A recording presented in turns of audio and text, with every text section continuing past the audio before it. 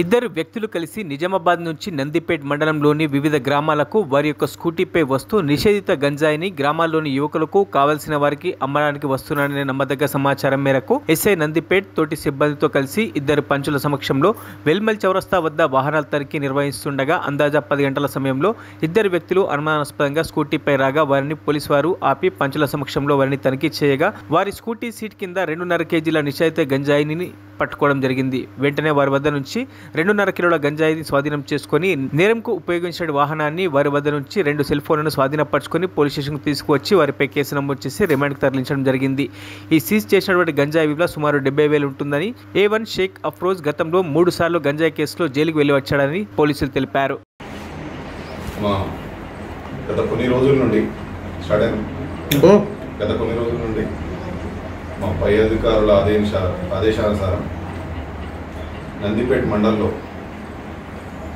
గంజాయి సప్లై మరియు గంజాయి కన్జ్యూమ్ ఎవరెవరు చేస్తారని ఎస్ఐ గారు స్పెషల్ టీమ్ను ఫామ్ చేస్తూ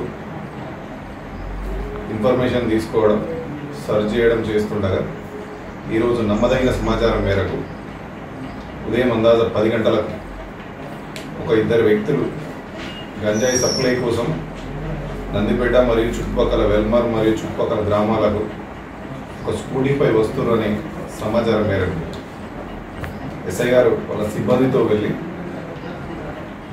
వెల్మర్ ఎక్స్ రోడ్ వద్ద అనుమానాస్పదంగా ఒక స్కూటీపై వెళ్తున్న ఇద్దరు వ్యక్తులను ఆపి అట్టి స్కూటీని చెక్ చేయగా సుమారు 2.5 కిలోల గంజాయి స్కూటీ డెక్కులో దొరకడం జరిగింది.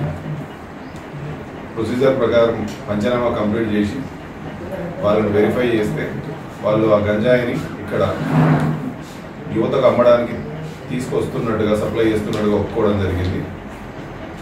వారి వద్ద నుండి ఆ గంజాయిని స్వాధీనం చేసుకొని వాళ్ళు ఈ గంజాయికి సప్లైకి కమ్యూనికేషన్కు వాడేటువంటి 2 సెల్ ఫోన్లను అదేవిధంగా వాళ్ళ గంజాయిని సప్లై చేయడానికి వాడిన స్కూటీని ఇవన్నీ తీసుకొని పంచనామా చేసి స్వాధీనం చేసుకొని వాళ్ళని అరెస్ట్ చేయడం జరిగింది. ఇప్పుడు వాళ్ళను రిమైండ్ చేసి కోర్టులో ప్రవేశపెట్టడం జరుగుతుంది. ముఖ్యంగా నందిపేట మండల యువత విద్యార్థులకు అందరికీ చెప్పేది ఏమిటంటే ఎవరు కూడా మాదక ద్రవ్యాలకు బానిస కావద్దు. అనవసరంగా కేసులలో ఇబ్బంది పడడం వాళ్ళ ఆరోగ్యం ఖరాబు, అదేవిధంగా కుటుంబ సభ్యులకు కూడా ఇబ్బంది అవుతుంది. కాబట్టి మా పోలీస్ తరఫున నందిపేట పోలీస్ తరఫున మా సూచన మరియు విజ్ఞప్తి ఏంటంటే ఎవరైనా ఎక్కువగా అడిక్ట్ అయ్యి బయటపడలేని పరిస్థితి ఉంటే కూడా మేము దానికి డీఅడిక్షన్ సెంటర్లో చేర్పించి వాళ్ళను దానిలో నుంచి బయటకు తేవడానికి కృషి చేస్తాం. ఎవరైనా గంజాయి సప్లై చేసినా సప్లై చేయడానికి సహకరించినా వారిపైన చట్టరీత్యమైన చర్య తీసుకోబడుతుంది. Thank you. ఇద్దరు స్కూటీ పైన ఇద్దరు నిందితులను అదుపులోకి తీసుకోవడం. ఇద్దరిది కూడా నిజామాబాద్ లోకల్. పేర్లు సార్?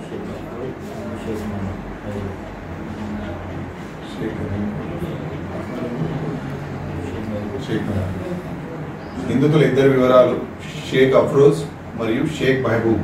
ఇందులో షేక్ అఫ్రోజ్ అనే వ్యక్తి ఇంతకుముందు కూడా గంజాయి సప్లైలో ఇన్వాల్వ్ అయి కేసు వేరే పోలీస్ స్టేషన్లో కేసు రిజిస్టర్ కావడం జరిగింది.